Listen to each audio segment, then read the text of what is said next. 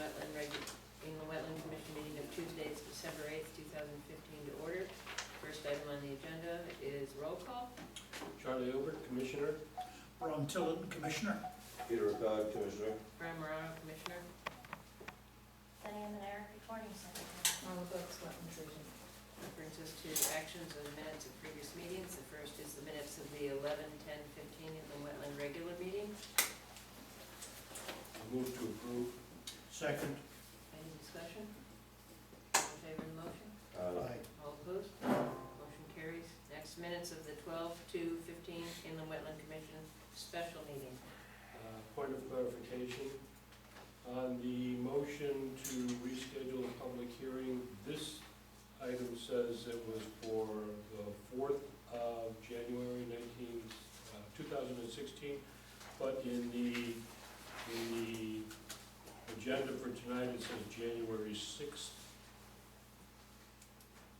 So I'd like to clarify was there a typo on one or the other of these? Where are you reading that? I'm looking under item 2, old applications for tonight's agenda, December 8th, 2015 meeting. Yeah, it says The last item in item 2 is referring to this River Junction LLC application, and it says that the hearing was rescheduled for January 6th, 2016, and on the minutes from the special meeting, it says January 4th, 2016. right here. Down here. Oh, 'cause see, in here it says the 6th. So I'd like to know which one do we amend this minutes, or do we Well, it says deal in the with text. with the agenda when we get to it? It says it in the text here. Yeah, it says it in the text of the minutes. Is that a typo? So it's a Should have typo, said it's down on 6 the instead motion. of 4? Yeah, in the motion part is a typo. Okay, All right. Now, is this going to be at the Merrill Sinay Community Room, or is it going to be elsewhere? it said You know, here. we'll talk about that later on in the agenda. Okay, Okay, all right. all right, with that correction, I'll make a motion to approve the minutes from our special meeting, which took place on December 2nd. I second that motion. Any further discussion? All in favor? Aye. All opposed? Motion carries. Brings us to citizens' comments pertaining to agenda items. Yes. Tom Pimentel, 40 Star Road. I'm assuming, because I didn't see the agenda, that application IWA 15029, is that going to be discussed tonight, Marla? It's got underneath it, where is it? That's number 2. It's under new applications. Status of rescheduled public hearing. That's all that we. It says here about 29, not 25. Oh, 29. Oh, that's getting us, yeah, that may be discussed today, if there's the applicant's representatives are here. I have a question, I have a comment on that application. It says that the landowner on page 4 is Paul A. Lanky, consent of landowner, if other than the applicant. Mr. Lanky is not the landowner of that property. I don't know how he could give a consent to that. So I'd like that application to be taken closely looked at. And also, on page C, let's see what page we're on. Is there any alternatives?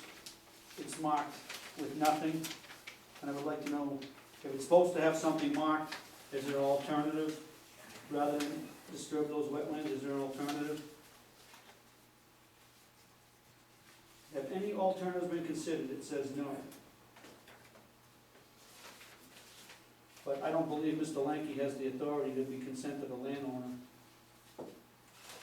So I would like the commission to let me know about that one, because we did file a petition on this.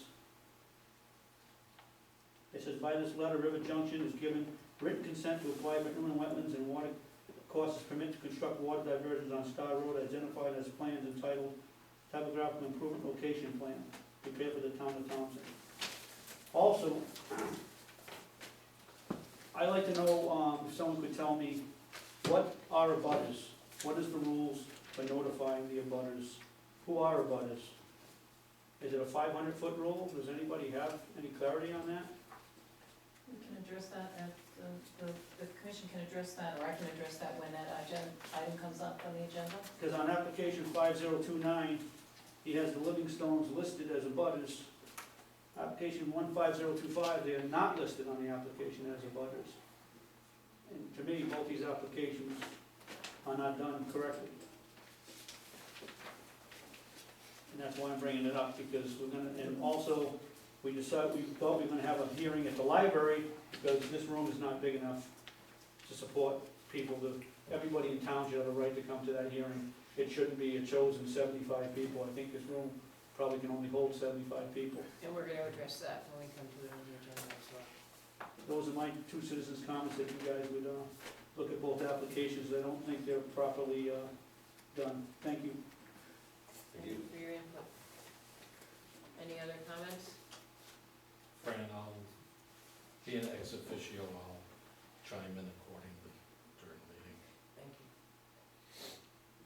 Okay, that brings us to, any other citizens' comments? We'll move on then to applications. First, old applications. Number 1 being WAA 15019, Leo Valencho, 653 Town Farm Road, Assessors Map 160, Block 11, Lot 17, removal and replacement of mobile home with minor grading in the upland review area. Is there someone here to speak? No, they still have not, I still have not gotten any confirmation from the Northeast District Department of Health regarding its P100A approval. So that is still pending. Okay. We'll move on to number 2, IWA 15025, River Junction Estates LLC, to alter inland wetlands and watercourses and perform work in the upland review area for the construction of a driveway on property identified in the Thompson Tax Assessor's Records as 0 New Road, Assessor's Map 154, Block 3, Lot 2A, previously identified in the Tax Assessor's Records as Star Road to Rhode Island State Line, Map 154, Block 3, Lot 7A, stamped and received by Selectman's Office 9415. Couple of administrative items. I have requested and Mr. Rawson has signed a letter dated November 8, 2015, in light of the requirements for public notice of public hearing. He's given a written letter as managing member of River Junction Estates LLC, granting the Inland Wetlands Commission a 30-day extension of time, that is to January 16, 2016, to hold a public hearing on application IWA 15025 by River Junction Estates LLC. As you recall, Mr. Rawson had granted a 35-day extension a month or so ago, and that was due to expire on December 17th. So if you hold a hearing in January, it would have exceeded that timeline, so he has granted the 30 days. So now you're at the 65-day maximum, and he cannot grant any additional extensions for that. I've asked him to sign this letter, he signed it, so now the commission has an extension of 30 more days.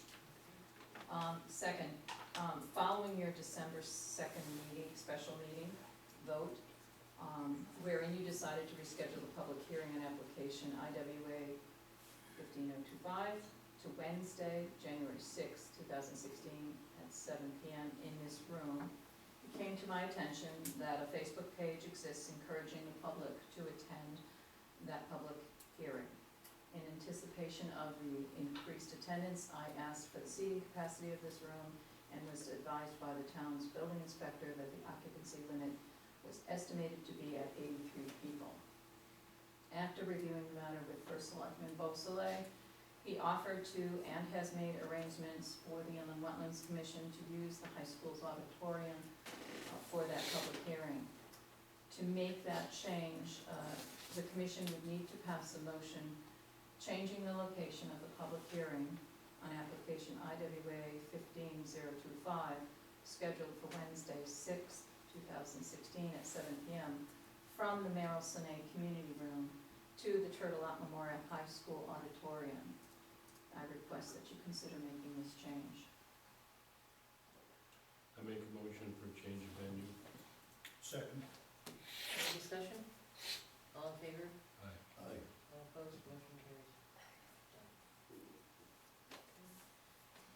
were some questions that, were raised regarding what are the rules for abutters.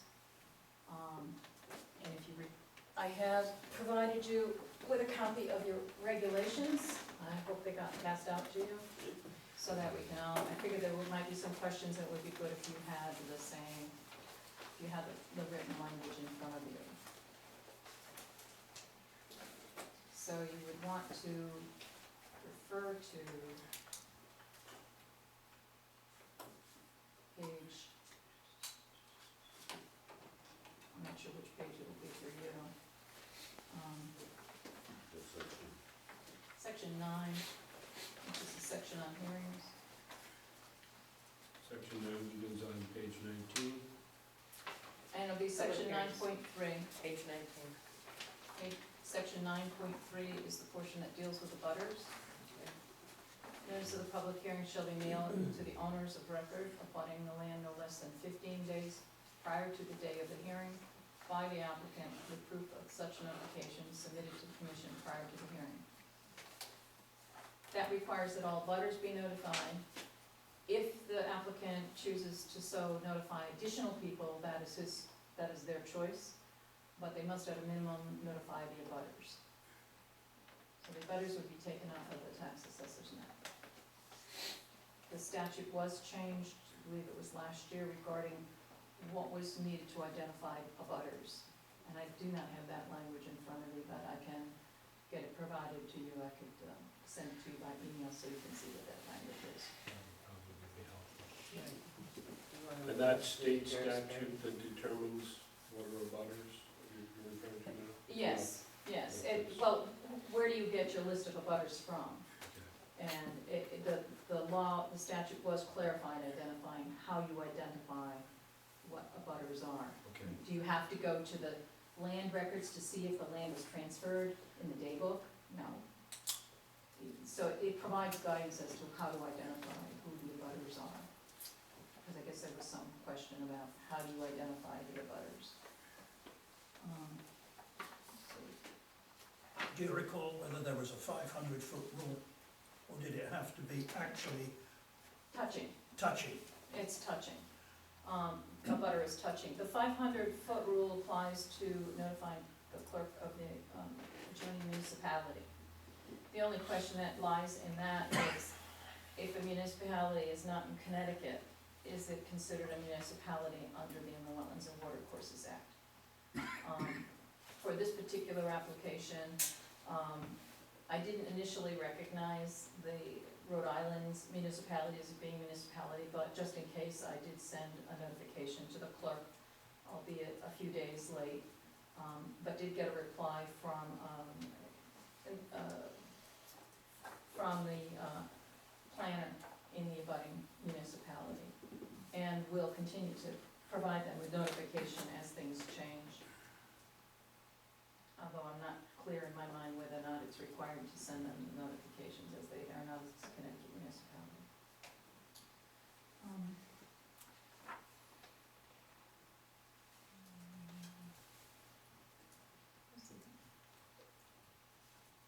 I think that's all that I have on the IWA 15025 application.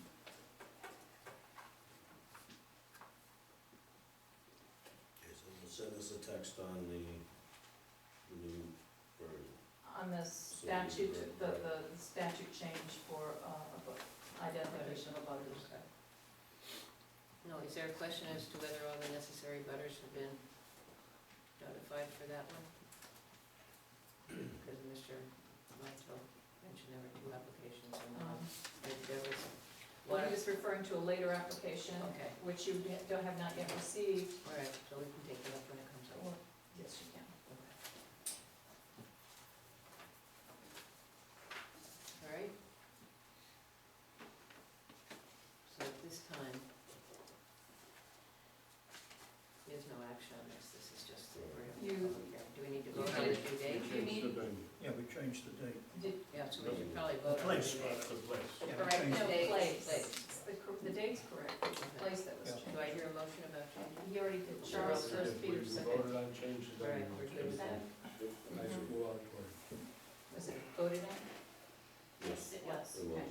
So now what brings us to WAA 15026 of Dennis and Deborah Lamarche, 25 Picola Road, Assessor's Map 116, Block 24, Lot 23, reconstruct, rebuild existing house. This one has the same condition as 15019, I'm waiting approval from Northeast District Department of Health regarding B100A approval. So that's still No pending. action. Yeah, there's no timelines listed for wetlands agent approvals. They can sit for a while without worrying about expiring. All right. And that brings us to new applications. The first is IWA 15029, River Junction Estates LLC, Star Road, construction of water diversions on Star Road. Assessor's Map 154, Block 3, Lot 10A. Do we have a presentation for this? Mr. Rawson is here. This application, but prior to it being received by you, that's what you're doing tonight, is receiving the application. There was a petition filed by 39 individuals requesting a public hearing on this application.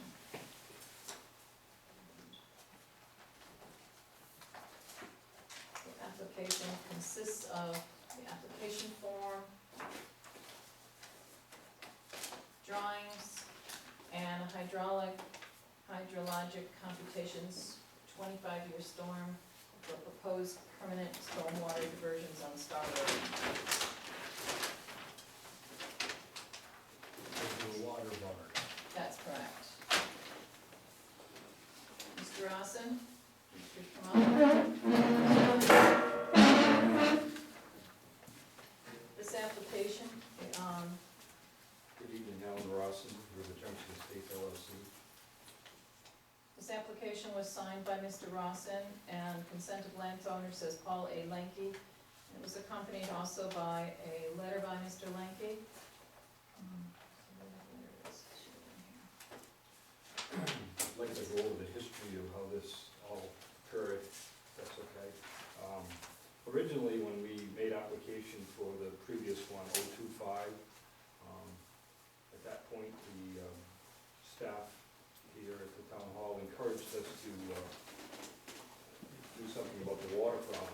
Seeing the water problems initiates in Rhode Island, this was the suggested remedy for the water problem. Then it became a question of who should apply for it, who shouldn't apply for it, because it's on town property.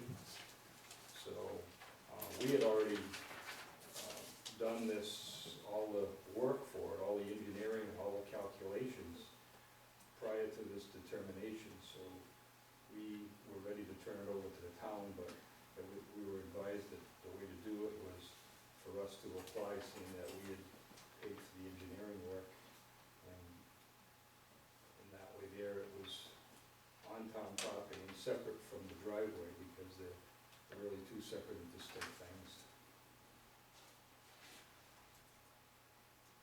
So that's why it ended up the way it did.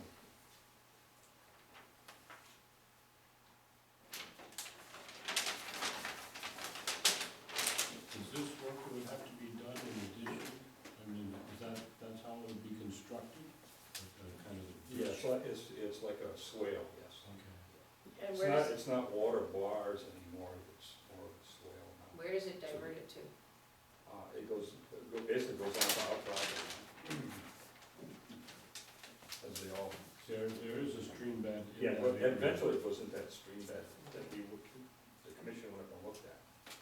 Into that And the stream. last time that I was over there, I didn't go all the way up this far, but there were new blue wetland flags in that. Yeah, yeah. Yeah, they've reflagged the whole thing. It was flagged earlier and he's reflagged it. Yeah, it was flagged earlier, but the data was gone. Right, all the data was off of it, the And agent. the data was not. Yeah.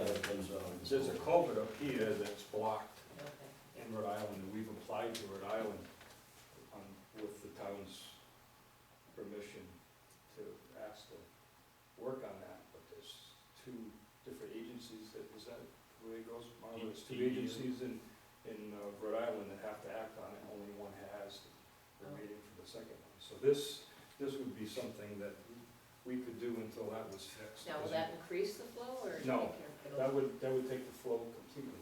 Okay, This bar here, or this Diversion. swale, diversion swale, is gonna take, I think, like 80% of it, maybe 90% of it. These, the water seems to be coming out of here, the way I've been told. at least. So the water that comes down from there would be taken care of by this one, and these are necessary regardless. You know, this whole thing puzzled me. When we went up there as a sidewalk, until we got up to this point where there's a culvert that goes underneath the path, mhm, and there was water down, it was down below, 8 or 10 inches below the path itself.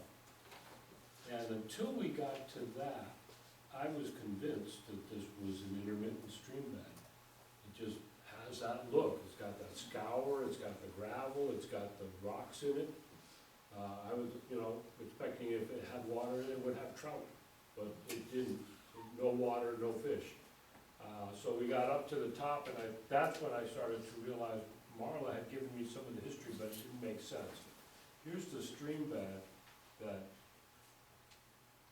for some reason or another up here, the water just no longer goes into. this is a block culvert. Yeah, I don't know what the history of it is. I don't understand it. But obviously, for a long time, water's been running down that Star Road. When, I don't know. It I've looks seen like some video, but it didn't say the date. It looks like it was an old stone culvert that's pretty much collapsed. So we offered to fix it, but.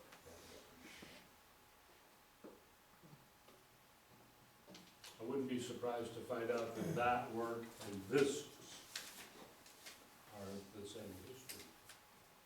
That stone wall that's in there. I The don't know. flagging, question for Mr. Rawson, the flagging that was done, do you know what the limit of that flagging was? Did they flag the entire property or just a piece of it? Reflag it? They reflagged on the area they didn't reflag this area, they reflagged only what was. That was my under these- observation as well. Under the application, actually both applications.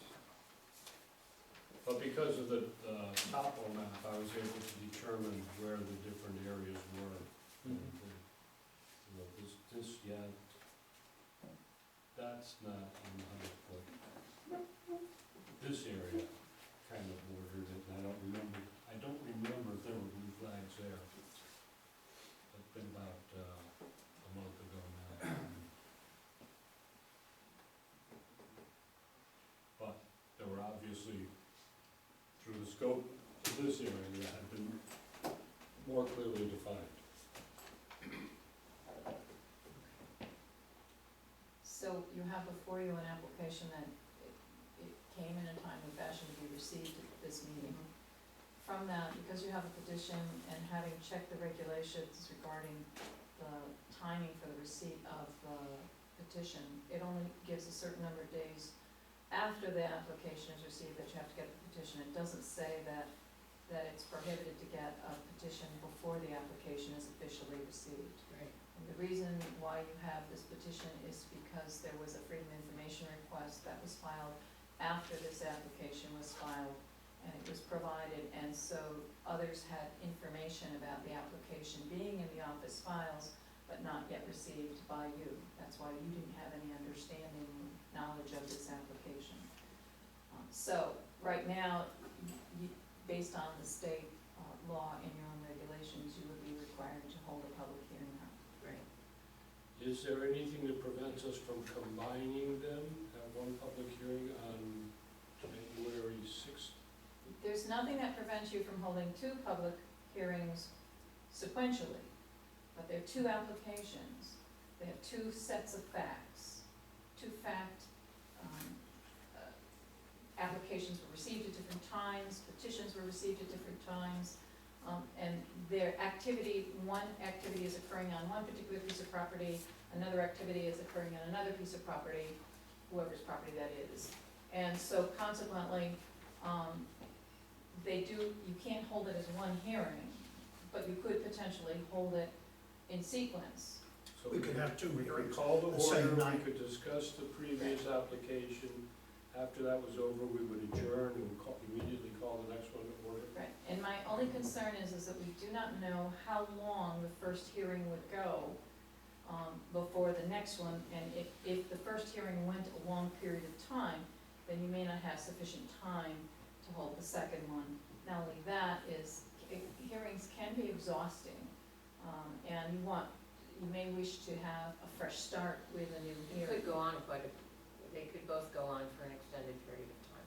You do have 65 days from today's date in which to hold a public hearing on this application. Remember, you've already gotten 2 extensions for the Yes. other applications, so you really have to move forward with the first application clearly. You have not much extra time on that. And since you have never seen this before, if you wanted to review it and get yourself on board with it, I would have to be putting out a legal notice within a couple of weeks. Actually, by the end of this week. So, this juncture,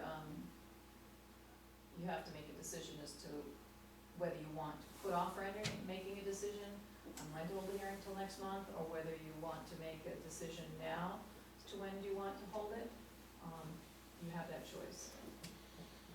But we don't have to take a motion on accepting this, we just accept the application, and then we have to take a motion to vote on whether or not to approve it That's- within that 65 days. And that's for the road, this is for Yes. the diversions on the road. Okay. We had, Okay, Fran, in reference to what Charlie was talking about, I did arrange for the school, so we have the auditorium for that night. As Marla stated, we can hold in a sequential 2 different public hearings. We will have town attorney there, because he has been requested for the first one till it was canceled, and I'm assuming that we will want him there again for clarifications and so forth, so. If it was possible that the meetings were controlled and they flowed well, and it wouldn't be exhausting, then it would make sense to hold 2 on the same night, because they do intertwine, and we have the auditorium, and we do have the town attorneys there. But that is for the commission's decision to make. Yeah, we have no way of knowing how smoothly they would flow, but logically, the people that sign the petitions for public hearings are essentially the same people, interested parties. And if they are willing to come out for the one, my feeling is to try to hold them sequentially on the same night. That's just my thinking on it. This has been something that's been Dragging on. tossed back and forth for quite a while, and I believe that all parties deserve a result, to have this resolved. I think we should try and have them the same night. I think there's pros and cons to it, I'm sorry. I think that it can muddy up the 2 applications if you don't have them totally separate. And we're gonna probably have to render a decision on the first one right after the public hearing, or can we? No, you have 35 days from the close of the hearing to render a decision. I think they bring up some different issues that we might want to answer questions about. So I suppose we're receiving this one tonight, and we don't have to come up with a hard and fast time. Question, if we decide to schedule a public hearing on a night other than the 6th of January, but our attorney will be there, and we'll be discussing the adjacent aspects of this, there's nothing that prevents us from being able to ask questions about the town road or jurisdictional for things of that nature. On which application are you referring? We The gotta first be one. careful, Right, gotta be the water careful, diversion be one very only. careful. Only the water diversion. There are two applications, gotta keep them We can separate. only talk about the Yeah. one. I can only talk about what's the application is for. That's correct. And so it's easier if there's two distinct public hearings with a little breather time, not to My get opinion's confused same. about that. All right, that makes sense. No, obviously it's more time and effort, but I have a funny feeling the public hearings will go late, and to have two would be exhausting and wouldn't really allow time for people to ponder. Looks like 2 crowded meetings. Is it possible to have the school for both? I'll inquire as to whatever date you, Or the library, no? Library tends to get booked. Mm. Well, you have 65 days for which to hold a public hearing on the second application. So you have plenty of time to make arrangements for location. We could conceivably introduce a motion at the conclusion, before we adjourn the public hearing, for a date for this one. I don't think you're allowed to do any other It business. could be, now, it could be on the agenda for Okay. the special meeting, because the public hearing is held during a special meeting, and you can only talk about what is on the agenda. So if you include setting a date for the newer application, That would be fair then, and then you everyone could would know. put that on the agenda. That makes sense. And then We'll everyone have a would know. much clearer feeling for how this is shaping up by the time we're ready to adjourn. And maybe Rhode Island will fix the culvert and then. We're on it too. Sure, nice man. Dream on. Right after they fix their lottery. Take some beavers up there. So is that what you want me to investigate, is an alternate date to make arrangements at the high school for the second hearing, for the hearing on this new application? High school or library, whichever High is school available. or Yes, library. Yes, please. Within some time, not too far distant from the Correct. first Yes. application. And include that as item number 2 on the agenda for our public hearing. Special Special meeting agenda. So that we'll discuss it before we adjourn that night. All right? And decide where you want to go. Yeah. In the between time, what I will do is when I get some possible dates, I would send them via email to get a reply back as to whether or not you have a conflict, so that at least I can give some kind of heads up for what dates might work for you, and then you can still make the decision on That'd be that great. night. Okay,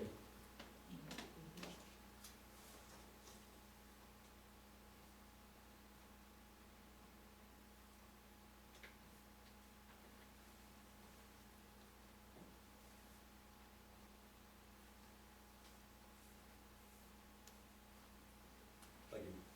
Thank you very much. thanks. Don't go away.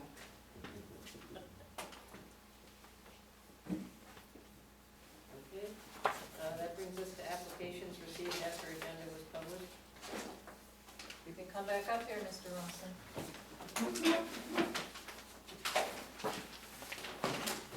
We have a request for a timber harvest at the same property. Let me put this other stuff away first. So we don't get confused. The same property that was in discussion, that's under discussion under application IWA 15025. Mr. Rawson, if you could come up and explain your request to the commission.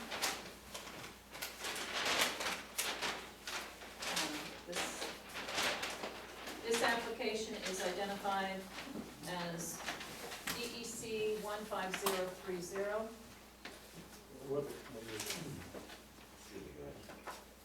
What I'm asking for here, back in 2013, 12 or 13, we cut a bunch of firewood in anticipation of accessing the property and doing this crossing. Well, the crossing, as you talked about earlier, might not be approved. If it's approved, it might not be approved for 35 days after the public hearing. We'd like to have a temporary crossing to get across there to bring the firewood from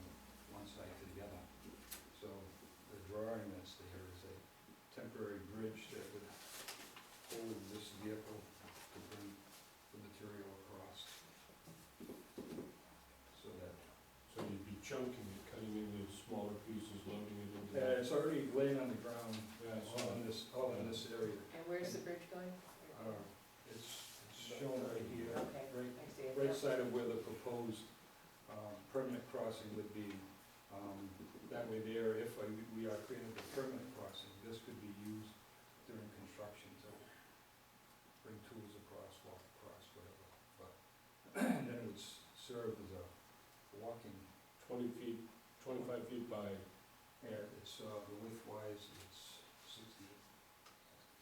60 inch, 5 feet.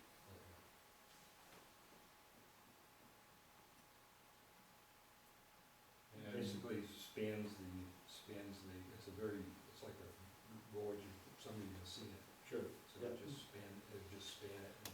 And when do you anticipate doing this harvest? In the near future, that's why we need to do it, because No, I don't know. this fellow that cut this, the wood's laying there, he wants the wood for this winter, and if we wait till, Yeah, the wood's on the ground, there are a lot of, the trees have been cut, the wood's on the ground, they wanna get it out. Yeah. In other words, there's fuel yeah, this is. that's gathered there. Oh, yeah, I gave the fellow the wood. Yeah, exactly so. Wildfire has. Yeah, get it out before the fire season How much starts. wood do you figure it is? There's that, plus what we need for the timber harvest, so there's like 55 cord in there. Wow, it's gonna be slow going with that little piece. Yeah, well, that's, hopefully get his wood that's been on the ground so long, to get that out of there for him to use this winter, and then hopefully we'll get the permanent crossing to get the rest, the biggest part of it out, but, Hmm. at any rate, that's the idea of it. And the crossing would be in the same location where Yes. there, if it were approved, a bridge could be constructed. Right side of it, yeah. And we've seen that on the sidewalk. It's a gouged Yeah. piece in the hillside. Heavily eroded, yeah. So can we make a motion? Do we have a number? I would ask one clarification of, most timber harvests show trails where the machine that's carrying the wood out is gonna be traveling. And as you'll notice, there's two areas on this map, an area 1 and an area 2. And in order to get to area 2, you have to cross a wetlands, this area here, which was not viewed during the sidewalk. No. And it does not seem, so when this application was filed, I asked Mr. Rawson to identify where the machine that he was gonna use to remove the wood from area 2 would be crossing that wetlands, and could he provide any photographs of that wetlands, since none of you have walked that? And it's probably not appropriate for them to cross and recross that system at various areas, that there should be one control point where he's crossing. This is where the crossing was.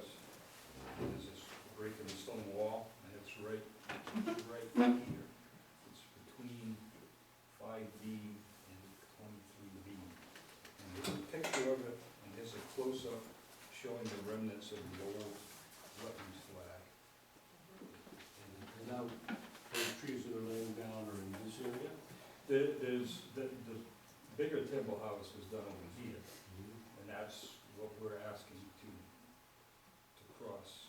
Yeah, I To get really area 2. didn't walk in that area. I did walk a little bit around this area, because when I was up there, I not only looked at the flags, I was looking. We want to clean the whole area up, basically, before. I we make remember taking a look across here and seeing that. Yeah.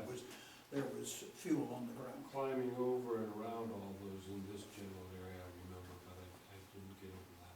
Jody Reynolds did the logging, he pulled out most of the tops, and I gave those to Ducat, but the rest of them that are still on there, we want to take them out before we make the land donation to the nonprofit. Just clean it up. So how will you take out the corner? Temporarily, Most- we're gonna go across here. What were the diagrams? Could we circle them? There's 5B to 23B. Okay, so this is where the crossing would be? So, yeah, we go across and then up to our crossing. And you would take them out using the mule? Yeah. And exiting from where? And then taking them over to Star, Which is the contention whether or not it's road or not road, which is what's going on. My question, because that opens up a whole can in itself, when you logged this back in the day, how did you access this originally to log it? That was over neighbor's property. As you can see, lot number 7, which doesn't belong to the river junction. So we don't border that in anywhere. So we're, our only access is, Well, you did have access this way at one time, yeah, Come before in. the subdivision. Yeah. and the subdivision was done, 09. 2007. I remember looking at that subdivision. I remember that, yeah. I think I remember it too. But I didn't have all this in there. This was a separate deed. This was standalone. Is this the one where you had like 13 lots along this area? Yeah. 11. 11, somewhere like that. If you recall, back in 2011, there was an application by Strategic Commercial Realty, Inc., and the property was owned by O&G, but the application was by Strategic Commercial Realty, Inc., doing business as Rawson Materials. And at that time, I was informed by Jeff Rawson that Strategic Commercial Realty is a wholly owned subsidiary of O&G Industries. O&G, before performing the site walk, and I don't know if, Ron, you were there on the site walk, I required that a letter be supplied by O&G, it was by Ken Mers, their vice president, stating that the commission had the right to enter onto the property because I could not confirm that Strategic Commercial Realty was a wholly owned subsidiary of O&G Industries and wanted a signature or sign-off by appropriate representative for O&G Industries. So this property abuts O&G's property. That was the subject of that application in 2011. It was basically a renewal of the gravel mining operation that would occur on that property, which also is a subdivision.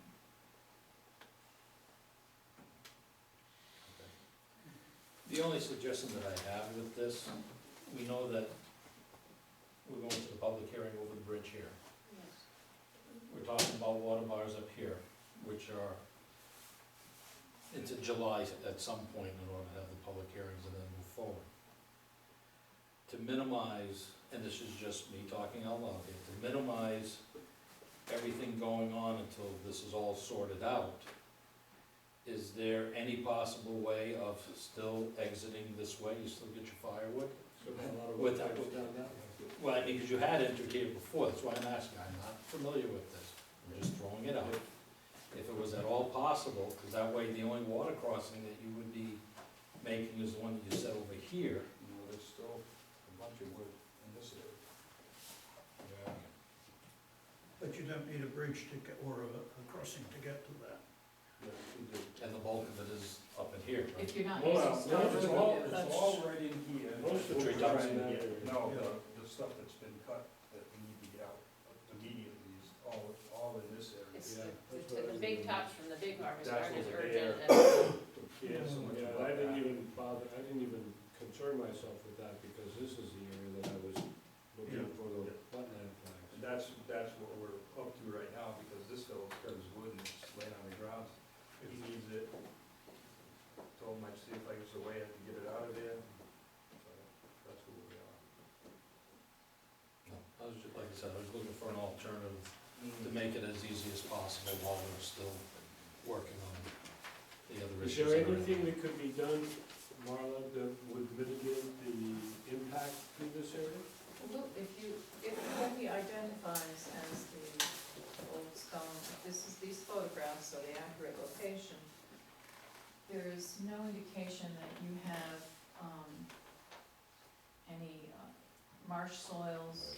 It doesn't even look very swampy, it looks like it's probably shallow bedrock, so that it's probably wet during the spring of the Perched year, water a little bit of perched water table on the side of the hills, so. And it's a very dry year, that's why it looks like. There were some areas I could see wetland vegetation, but they weren't, I don't think they were along the stone wall. Dead, marshy grass and stuff.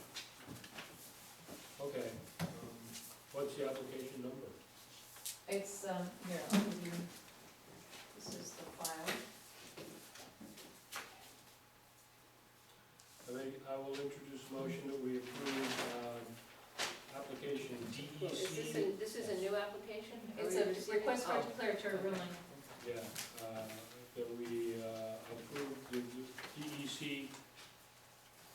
15030, River Junction Estates LLC, and 0 New Road, Palmer Star Road, for timber harvest for cordwood, including crossings of wetlands with a temporary bridge. Second the motion. Any further discussion? What if that's private property? Pardon? What if that's private property? What if, what is? What's private You property? have no deed that says Star Road belongs to the town. How can he drive past that property? It's another issue. We're I talking know, but about, you're giving, we're talking about a wetland crossing. but if he's gonna go up Star Road as his exit, he's gonna be coming down Star Road that you can't prove is Star Road. So what I'm saying to you, I've been maintaining that all these years. Well, the application's been signed, so do the people who sign the application have the right to sign the application? The request is for a timber harvest on a private piece of property owned by Okay, River Junction Estates LLC, signed by Alan Rawson as its manager. so it's not anything to do with the road, it's just on that property, the wetland crossing. Is he coming down Star Road to exit? That's not under our jurisdiction, but that's something you can address to Mr. Rawson. Is that, Alan, is that what your plan is? To exit Star Road? Absolutely. Someone needs to prove that it's town property, that's all I'm asking. I got records saying it's .15 long. This is why we wanted the two hearings together, and it should be settled after the hearings. You're gonna have someone drive over my property, which I believe is my property. I'm gonna block it off. I spoke to the first selectman about this yesterday, and town attorney, land use attorney has already voiced his opinion that it is a town road, and if it wasn't a town road, that it's still, if it was an abandoned town road, that we still have access to our property over it. So no matter what outcome, we still have a right to access our property, so he's waiting for We just have Public Act 1959, that's what I have a problem with, and if it's not a town road. I don't believe this is the forum for addressing this, right? The Inland Wetlands, Fran already said they can only address, We can only address the crossing, beyond Beyond that, that's jurisdiction, that's beyond the purview of our jurisdiction. And your concerns would have to be addressed to a different forum. I can appreciate everybody's situation, but we're charged with looking after the wetlands. Yeah, what really bothers me, and I'm gonna say it because I can, the people of Thompson live here, and we live on that road, and it just seems like we're being ignored completely by everybody. We I don't should've- think so, I think it's being addressed. There's a lot of people talking about this right now, but this particular application is not that. The public hearing will be crucial to that. Both public hearings will be crucial to that. If they would have been together, because the two things were together the first time, it was dropped, and then 7 days later re-added. And that's what we have a problem with. It was on the first application. That was something we've already spoken about, that we're not even taking action on tonight. This is only a crossing on the property, contained on the property. Right, by you issuing him this crossing, in his mind, he thinks he has access now through Star Road. If he wants to move something from one side of a wetland on his property to the other, that's fine. And that's not violating anybody. Are you just accepting this application tonight, or are you making a No, this decision is on it? a declaratory. This is a request for declaratory ruling, which is not exactly an application, but it is something that our regulations say that we have. What if somebody wanted a public hearing on this? There's- No? There's, under the regulation, under the state law, the Inland Wetlands and Watercourses Act, there's certain activities that are considered uses permitted as of right and don't require a formal licensing process. But the regulations do require that anybody wishing to be covered under a use permitted as of right, that they have to file a form that the commission may provide. For timber harvest, the commission requires applicants to file a request for approval of timber harvest as a use permitted as of right.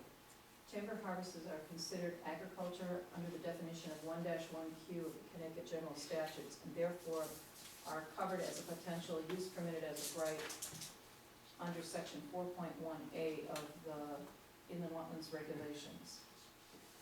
So what Mr. Rawson has done, he has asked for a use permitted as of right, which claims, this form is an indication that he's claiming he's entitlement to harvest wood on his property, regardless of how he takes it out. Through wetlands or water courses on his property, he has applied for a declaratory ruling claiming that it is a use permitted as of right under state law. And that's what the commission has to decide. The commission does not determine title for how somebody gains access or doesn't gain access. That's between the property owner and those people making the claims as to whether or not they have a right of access or not. I suggest that you discuss this with your attorney. Can you talk to attorneys, town attorneys, what have they said? Town attorney is looking into it. There's one town attorney that has already moved on, the other one's. No, I'm asking Kane, because he's talking about it, what is. I'd like to. So I'd like to move the agenda regarding the bridge alone, Town and then attorney's looking I know into that you can Timber harvest. the timber harvest, the crossing for the timber harvest. Motion's made and seconded. Okay, any discussion among us? All in favor of the motion? Aye. All opposed? Motion carries. Thank you very much.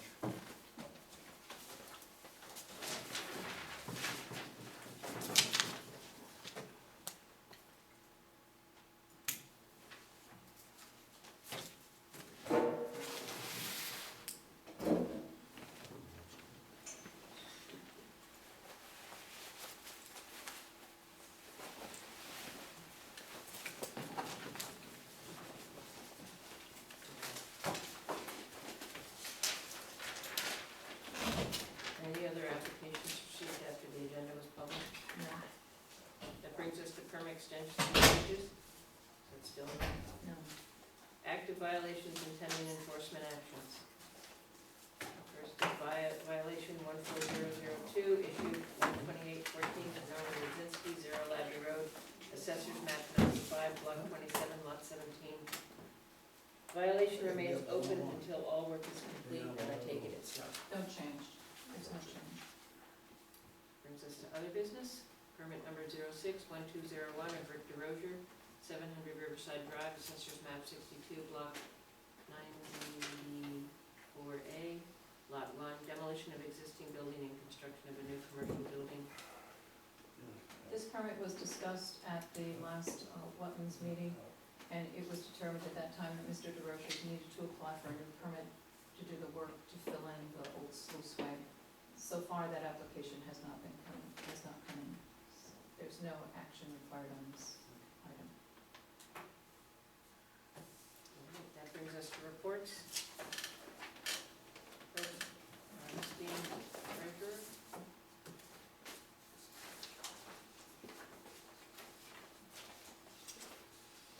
As of,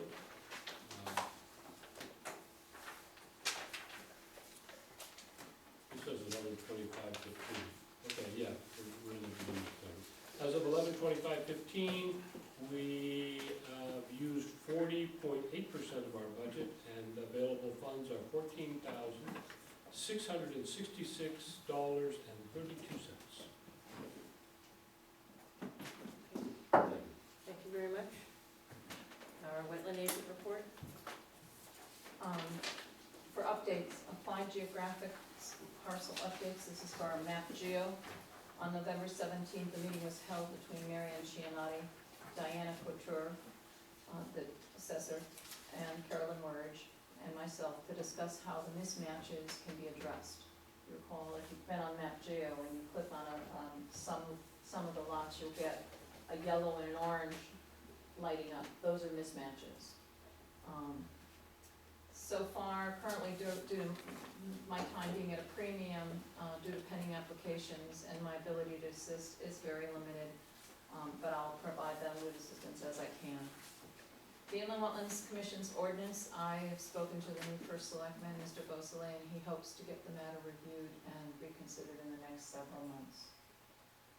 Under inspections and follow-up actions, 0 Riverside Drive Renewable Ventures LLC Solar Farm. In October, I received a request from David Held of Provost and Rivera Lane regarding a potential solar farm located west of the water tower near the rear of 962 Riverside Drive. Hold on a second, I'll show that to you.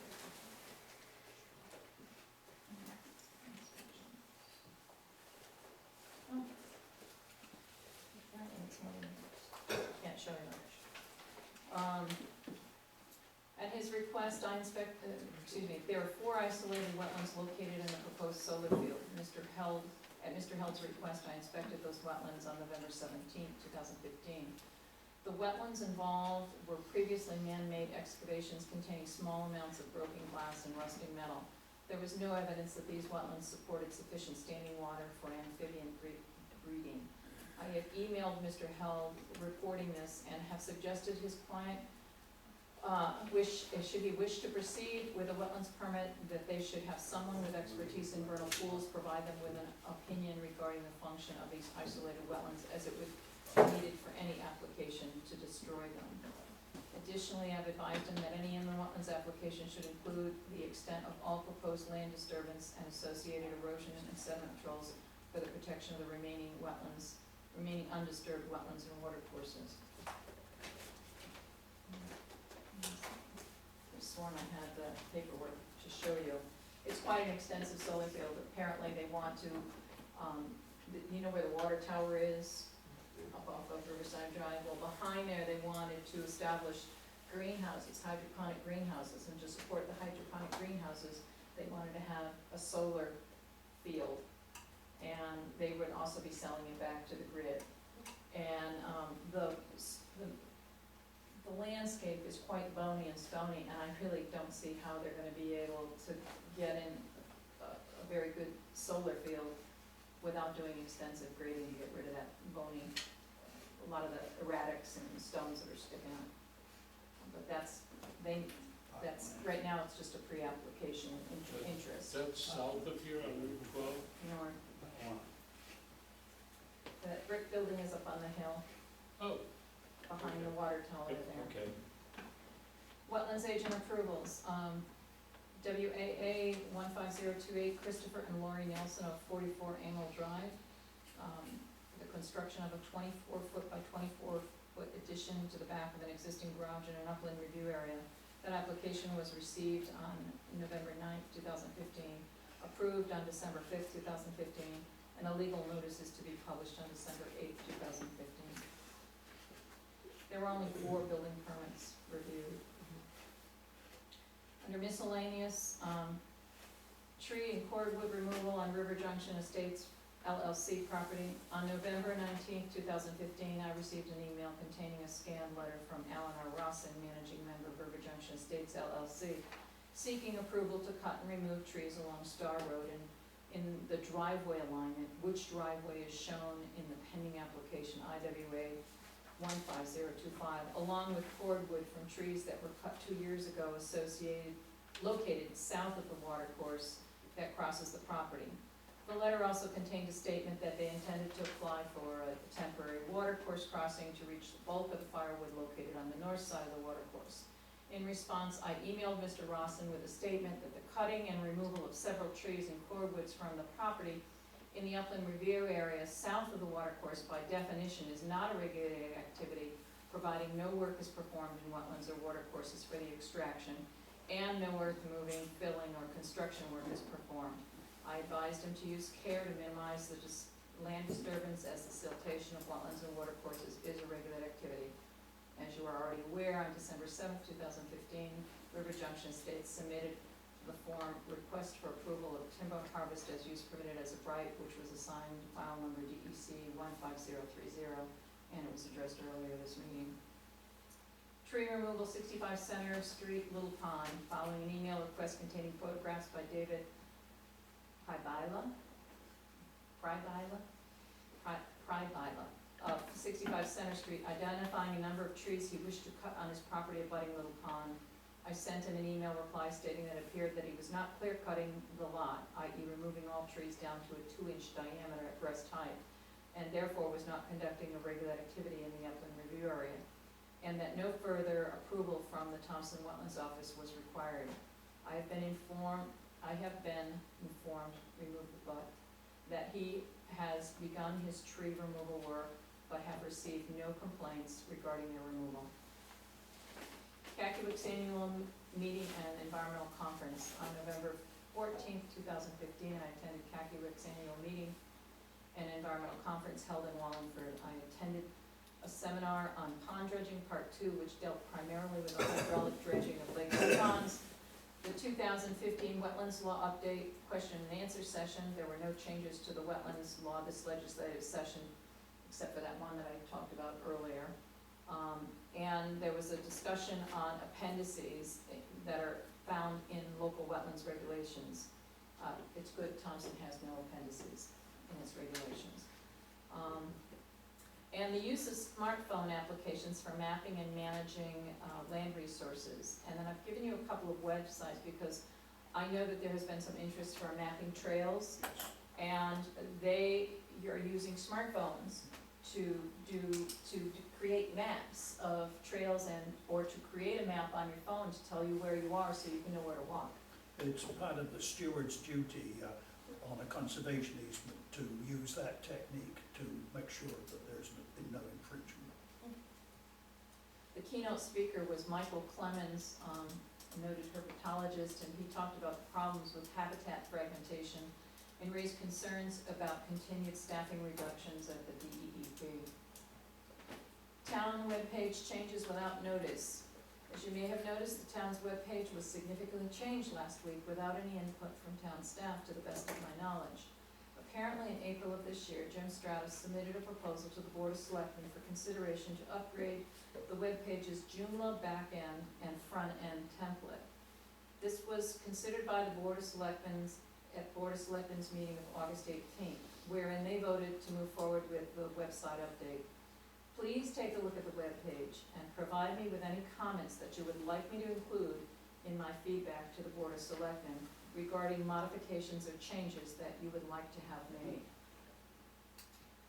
Thompson's access to public records policy.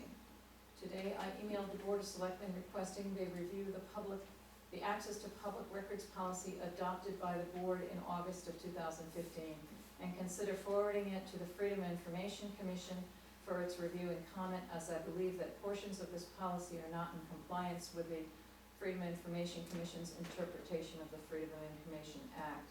The policy is now prominently posted on the newly revised website as a recent upload. There were two purchase requisitions that were processed.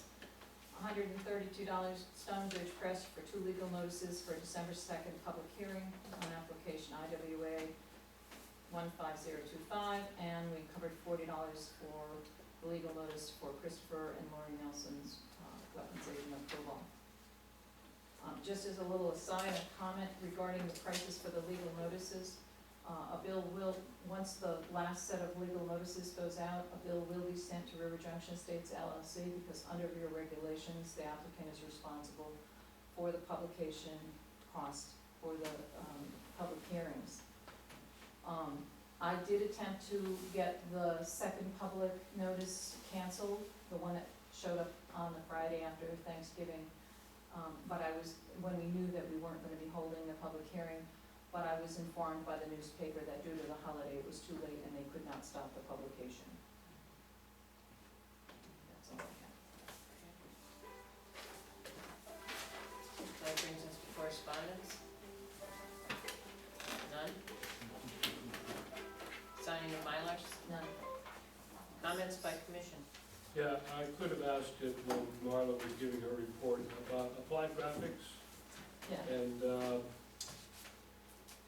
MapGeo. The data that is used in that, the actual placement of property boundaries and streets and roads, etc., where does that come from? The the assessor's maps were originally digitized by Applied Geographics. That's what they used as a base. Now, there can be errors in they're digitizing. In fact, they have found several places where the property boundaries weren't digitized correctly from the original assessor's maps. Because they took the assessor's maps and then digitized them. And subsequent to that, there were subdivisions that were done that needed to be digitized so that the lots could be correctly identified. And that's where some of the mismatches come from. So there was a group from 2008 on that were recently digitized, and there's some errors in those. The different layers some of the different layers come from different sources. For example, the street layer, the names, that comes from the state. There's a GIS person at the state level. If you need it, I can let you know who that is, Daniel something or other. And I contacted him because the map geo layer refers incorrectly to Thompson Road, and it's when it's East Thompson Road, and then they identify route, which Thompson Road is actually Route 193, and they only identified it as Route 193. They don't identify Route 131 as Quadic Road. They don't identify Route 197 as Old Turnpike. So I contacted him with the notification as to what the correct name should be, because that layer is used not only by MapGeo, it's also used by the 911 emergency suppliers. So when they assign a street address here at the in the assessor's office, when a new house goes up, that gets added on to that layer and periodically is updated. Okay, but then we can presume with a high degree of confidence that if it says that my property ends at Quadic Road, Quadic Road is actually where it says it is on MapGeo. Don't assume that. MapGeo recently put out a report regarding based upon what the assessor's data, the acreage says on its data, to what it says on the maps when the GIS calculates out the area. They analyzed how many were more than 20% off. There were well over 300 that were more than 20% off. So you don't use this to determine where your property boundaries are. No, thank you for that. What prompted that question was because of a comment that was made during the meeting. Before our sidewalk, I looked up where Star Road was. And I noticed where property lines were and where Star Road was and where property lines were. And there were this plot number, and if I clicked on it, it said River Junction LLC, and if I clicked on this one, it said Livingstone. And there obviously is, on MapGeo, there obviously is a non-deeded section that runs up between those two. Well, none of the roads, if you click on any of the roads, will you get any identification of map block block?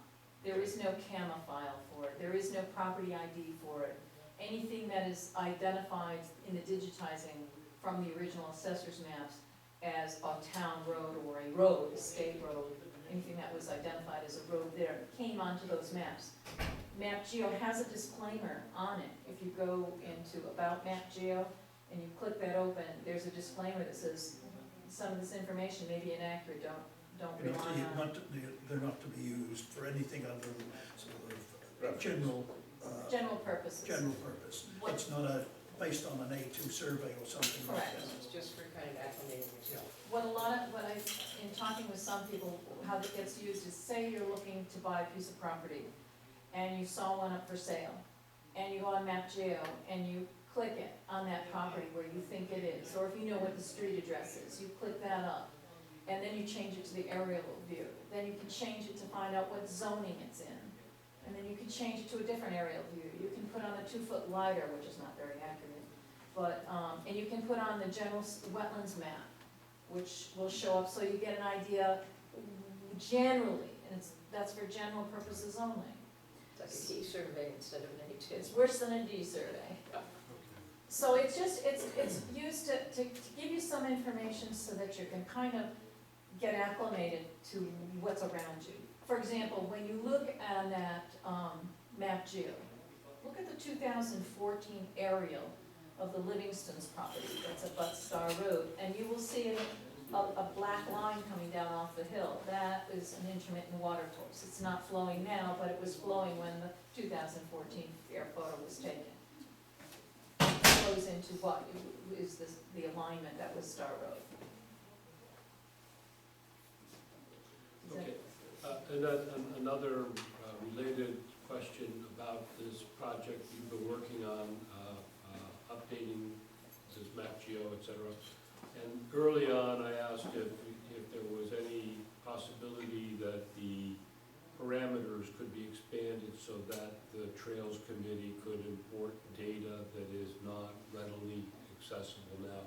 Has anything been done on that? They said that that would, if you wanted to have another layer added on, which was not readily available, wherein you had the coordinates, you knew what the coordinates were, like the GIS coordinates, they would do that at a cost. And depending on the level of the amount of work that needed to be done, it would either be like $500 or $1,000, something like that. So if we They were don't to do it bring them fast. a number of files that we already have, they could import them? If you, and that you'd have to talk with them about as to whether it's in the right format I'll for be in them. communication with you about contact. That would be, yeah, because I have a contact at Nat Geo. But it's not gonna be without cost. Well, we have some money, we just did our turkey trot.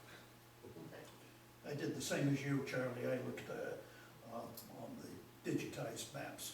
I've been doing a lot of that because of the Wyndham Land Trust as So well. have I. That's part of what it was.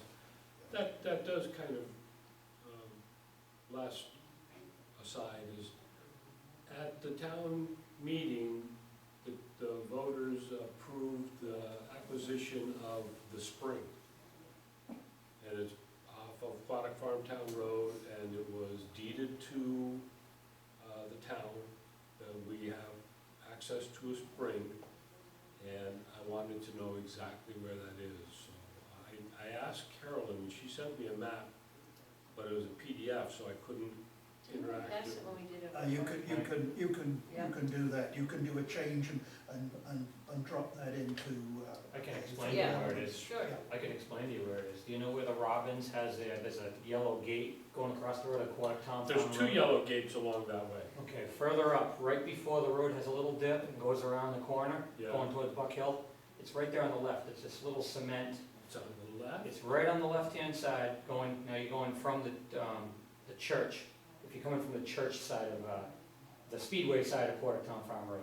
Oh, okay. Coming from that side. So it's if on I'm your left. heading south on Aquatic Farm Town Road. Yep, it's gonna be on your left, Then right yes, it before will it be on goes the around the left. corner, and Buck Hill's probably another half a mile on your left. Yes, It's right, goes down a little dip, there's a little hill, it's right at the bottom of that little tiny hill. and On there's, the left, it's a little cement, there's water in it, you can drink out of it, and it was a LaRose property. okay. Ernie LaRose, I believe, owned it, I was in the fire department with him years ago. So it's right It's along. right along the road, it's less than 5 feet from the road. Okay, You'll find it, if you walk the edge of the road a little bit. that's where I'll have to park. So if I park where that yellow gate is and walk No, along. it's further down, it's probably a quarter of a mile from there, on the left. Now, you're saying down, you're still thinking in terms of if I've been up at If East you use the Thompson map Road geo, and you put south. in Robbins property, it's probably only a couple more on the left. Thanks. They have, I don't know how many acres they had, they had a little camp there years ago. All right, any more comments? Brings us to item number L. Move to adjourn. Make a motion to adjourn. Second, All in favor? All opposed? Who made that motion? Rodney.